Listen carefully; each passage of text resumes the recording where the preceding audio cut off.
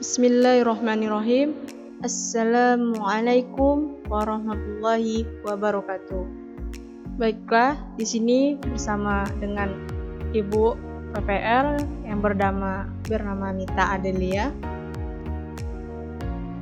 Baiklah, di sini kita akan melanjutkan materi yang selanjutnya yang pada materi hari ini, yaitu sifat wajib bagi Allah Subhanahu wa taala pada materi akidah akhlak kelas 10.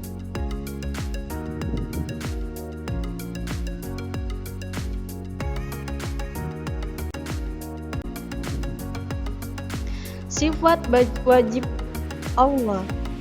Nah, apa sifat wajib Allah? Adapun pengertian sifat wajib bagi Allah, yaitu Allah harus memiliki sifat wajib yang berbeda dengan makhluk ciptaannya.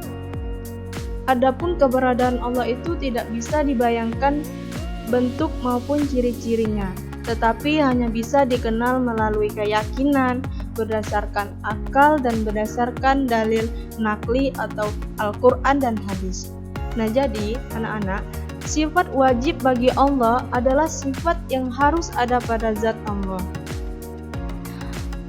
Adapun pembagian sifat wajib bagi Allah ada 4. Nah, yang pertama sifat nafsiyah, sifat yang hanya berhubungan dengan zat Allah atau dirinya. Nah, sifatnya ini yaitu wujud. Jadi sifat nafsiyah adalah sifat yang berkenaan dengan zat Allah. Sifat nafsiyah ini hanya ada satu, yaitu wujud, yang artinya ada. Wujud Allah ini dapat dibuktikan dengan keberadaan alam raya.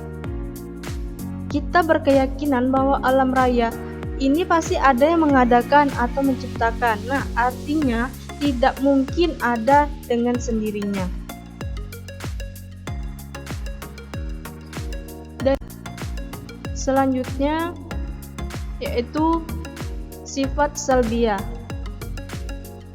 Sifat salbiyah yaitu sifat yang harus ada pada Allah sebagai bukti keberadaan dan kesempurnaannya.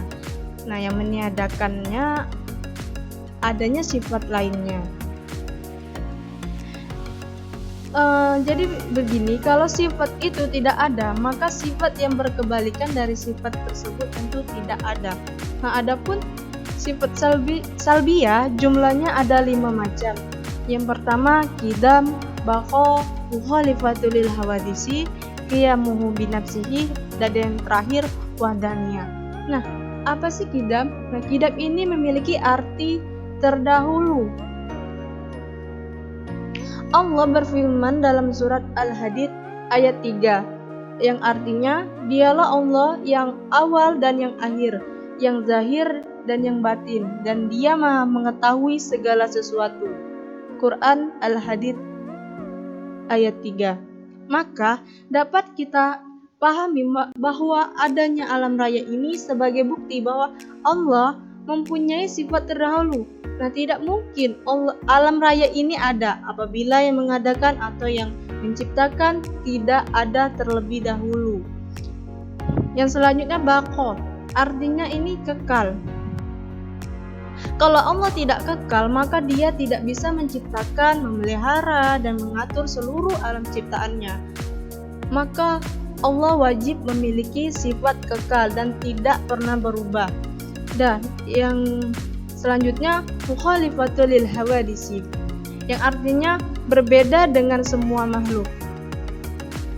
Dapat dipahami bahwa Allah dengan segala kesempurnaannya tidak mungkin sama dengan ciptaannya, baik dari unsur zat maupun sifatnya. Yang hal ini telah ditegaskan oleh Allah dalam surah Asy-Syura ayat 11, yang artinya tidak ada sesuatu pun yang serupa dengan Dia, dan Dia yang Maha mendengar lagi Maha melihat. Dan yang selanjutnya qiyamuhu binafsi, yang artinya berdiri sendiri. Apa sih maksudnya? Nah, Allah ada tidak bergantung kepada siapapun sebagai salah satu sifat kesempurnaannya, dia berkuasa tanpa batas untuk mencipta dan memelihara alam semesta ini. Berbeda dengan manusia yang mempunyai sifat ketergantungan dengan manusia lain atau bahkan makhluk lainnya. Nah, yang terakhir, wahdaniyah, artinya Maha Esa. Dari keteraturan bumi dapat kita lihat bumi dan langit sesuai dengan jalur dan keadaannya ini kita bisa paham bahwa Allah, keesaan Allah mutlak adanya. Nah, seperti dalam penjelasan firman Allah dalam surah Al-Anbiya ayat 22 yang artinya sekiranya ada di langit dan di bumi Tuhan-Tuhan selain Allah, tentulah keduanya itu telah rusak binasa.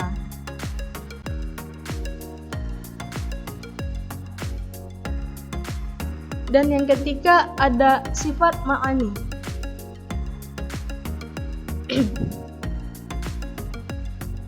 Sifat yang abstrak yang wajib dimiliki oleh Allah atau masih makna. Nah, maksudnya sifat ma'ani adalah sifat yang wajib bagi Allah yang dapat dilogikakan oleh akal manusia dan dirasakan oleh panca indera, sehingga keberadaannya bisa diyakini kepada orang lain. Nah, adapun di dalam sifat ma'ani ini ada 7 macam sifat. Yang pertama qudorah, iradah, ilmu, hayat, sama, basyar, dan yang terakhir kalam. Qudorah artinya maha kuasa. Nah, kekuasaan Allah tidak terbatas di atas apapun. Dia berkuasa menciptakan, memelihara, dan menghancurkan tanpa melibatkan kekuasaan yang lain. Dan yang kedua ada irodah, artinya berkehendak. Jadi kehendak Allah tidak ada yang mampu menghalangi.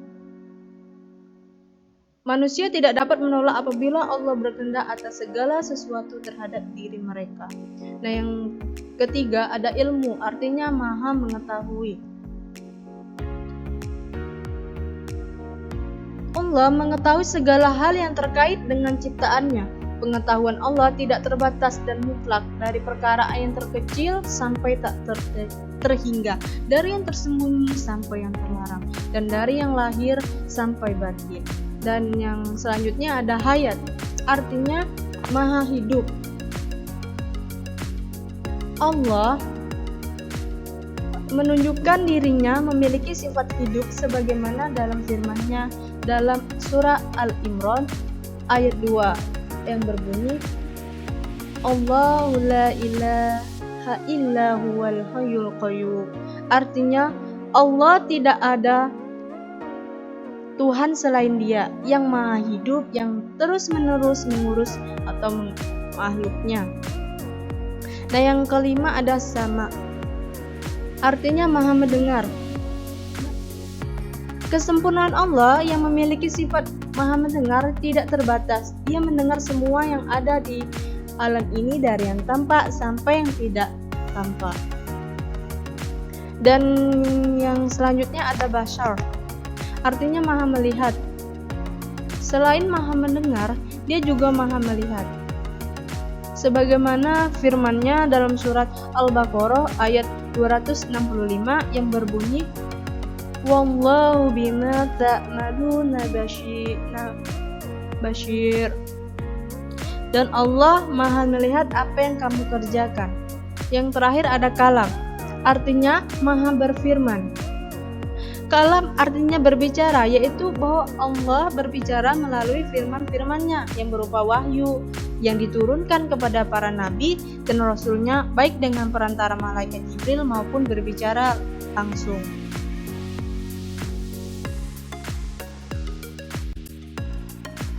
Dan yang keempat ada sifat maknawiyah. Maknawiyah kelaziman dari sifat ma'ani, sebab setiap ada sifat ma'ani pasti ada maknawiyahnya. Sifat ma'ani tentu telah didefinisikan sebagai sifat yang ada pada sesuatu yang dilihat yang otomatis menetapkan suatu hukum padanya. Maka sifat ma'nawiyah adalah hukum tersebut. Nah, sifat ma'nawiyah ada 7 macam, yaitu yang pertama kidoran, muridan, aliman, hayan, sami'an, basyiran, dan mutakaliman. Dan yang pertama Qadiran, artinya yang maha kuasa atas segala sesuatu. Yang kedua, muridan, artinya yang maha berkehendak. Dan yang ketiga, aliman, artinya yang maha mengetahui atas segala sesuatu. Yang keempat, hayyan, yang artinya yang maha hidup dan tidak akan pernah mati. Yang kedua, sami'an, artinya yang maha mendengar atas segala sesuatu. Yang keenam, basyiron, artinya yang maha melihat atas segala sesuatu. Dan ketujuh, mutakaliman, yang maha berbicara. Dan selanjutnya ada sifat-sifat mustahil bagi Allah Subhanahu wa taala. Sifat mustahil bagi Allah artinya sifat yang tidak layak dan tidak mungkin ada pada Allah. Sebab apabila sifat-sifat mustahil ada pada Allah, maka sifat tersebut dapat menurunkan derajat dan kesempurnaan Allah. Sifat ini merupakan kebalikan dari sifat 20 wajib tadi. Sifat ini mustahil bagi Allah. Yang pertama itu yaitu Adam, artinya tidak ada. Maksud dari sifat Adam ini adalah suatu sifat yang mustahil kalau Allah tidak ada. Maksudnya pemahaman akal sehat tentu mengatakan bahwa mustahil Allah bersifat Adam atau tidak ada, tetapi Allah wajib bersifat wujud atau ada. Yang kedua, kudus, artinya baru atau pada pemulaannya. Nah, maksud dari sifat kudus ini adalah mustahil adanya Allah didahului oleh yang lain karena Allah ada tanpa diawali oleh ketiadaan atau diciptakan. Nah, yang ketiga ada fana. Nah, fana ini artinya rusak atau binasa. Jadi, maksud fana ini maksudnya mustahil Allah ini bersifat bisa rusak atau binasa. Allah tidak pernah rusak sebagaimana makhluk ciptaannya. Dialah yang mengatur keadaan alam raya baik di bumi maupun di langit. Nah, yang keempat ada Muhammad sallallahu hawadisi, yaitu menyerupai makhluk. Mustahil menyerupai makhluk. Allah ini dialah yang menciptakan sendiri baik zatnya atau sifatnya atau perbuatannya. Oleh karena itu tidak mungkin dia sama dengan yang diciptakan. Dan yang kelima ada ihtiyaju li khairi, artinya membutuhkan sesuatu kepada selain dirinya atau adamul qiyam binafsihi. Allah mustahil ada ketergantungan dengan pihak selain dirinya. Dan yang keenam, ta'adud, artinya berbicara atau lebih dari satu. Apabila Allah ada lebih dari satu, maka akan terjadi persaingan antara Tuhan yang mengakibatkan dunia ini hancur juga segera setelah diciptakan sampai sekarang dan kelak hari kiamat. Nah,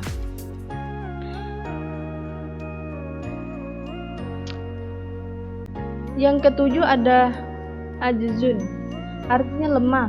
Alam semesta yang terhampar ini merupakan bentuk bahwa mustahil Allah Subhanahu wa taala ini bersifat lemah. Nah, yang ke-8 ada karahan, artinya terpaksa. Allah dalam melakukan aktivitasnya mustahil karena terpaksa. Apabila hal itu terjadi, artinya tidak berdiri sendiri atau ada zat lain yang mempengaruhinya, maka tidak mungkin Allah terbatas dalam kehendak. Dan ke-9, jahlun, artinya bodoh. Kebesaran Allah dalam semua penciptaannya yang begitu rumit merupakan bukti bahwa mustahil Allah bersifat jahlun atau bodoh. Dan ke-10, mautun, artinya mati. Allah mustahil bersifat mati, karena dengan kematian Allah maka ini akan terbengkalai. Jadi dengan adanya alam beserta isinya yang masih berlangsung, ini menunjukkan bahwa Allah hidup selamanya. Dan yang ke-11, ashommun, artinya tuli. Allah tidak mungkin tuli, karena kalau tuli dia tidak mungkin mendengar perkataan hambanya.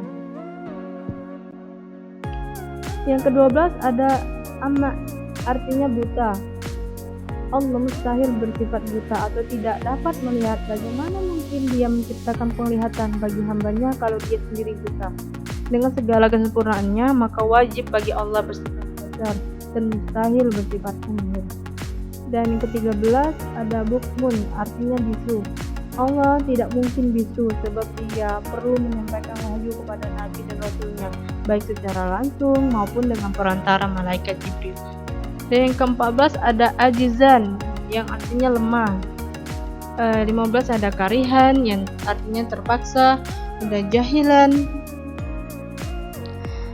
artinya yang bodoh. Ada mayyitan, artinya yang mati. Ada asham, yang tuli. Ada a'ma, artinya yang buta. Dan yang terakhir abkam, yang bisu. Sifat jaiz bagi Allah Subhanahu wa taala artinya jaiz artinya boleh, maka dengan kekuasaannya Allah berkehendak apapun yang menurut akal boleh ada atau tidak boleh ada. Jadi sifat jaiz bagi Allah yaitu sifat yang boleh ada atau boleh tidak ada, boleh pasti atau boleh tidak pasti, boleh melakukan atau boleh tidak melakukan sesuatu pada dirinya. Sifat jaiz ini ada, yaitu hanya satu, yang dalam firman-Nya artinya melakukan atau tidak melakukan sesuatu yang mungkin terjadi. Meskipun Allah bebas berkehendak, tetapi ketika menciptakan sesuatu bukan berarti dilakukannya dengan sia-sia atau tidak bermanfaat.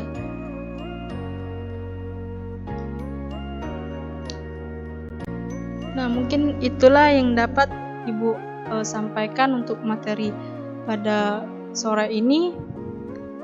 Sekiranya semoga dapat dicerna dan dapat dipahami. Dan Ibu ucapkan terima kasih.